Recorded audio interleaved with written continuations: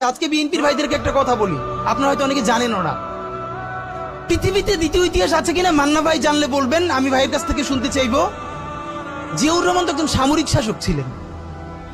একজন সামরিক শাসক সামরিক ফরমান জারি করে দেশে গণতন্ত্র ফিরেইছে, পৃথিবীতে এই নজির নাই যেটা জিয়াউর রহমান করছেন। আপনারা কি জানেন এই যে জিয়াউর রহমান গণতন্ত্র ফিরাইলেন, যার মাধ্যমে আওয়ামী লীগও রাজনীতি করার সুযোগ পাইল বাকশালের পর? সেটা কিসের মধ্য দিয়ে? তখন তো সংসদ নাই, সংবিধান তো সংশোধনও করা যাইতেছিল না। কিসের মধ্য দিয়ে? জিয়াউর রহমানের সামরিক ফরমানের মধ্য দিয়ে। পৃথিবীর একমাত্র একজন সামরিক শাসক যিনি ফিল করলেন না সামরিক পন্থা দিয়ে করা যাবে না, গণতন্ত্রে ফিরতে হবে। এবং দেখেন হাসিনারে এবং আওয়ামী লীগের চরিত্রটাই হলো এরকম, এর যে একটু ভালোবাসে তারে সে হত্যা করে।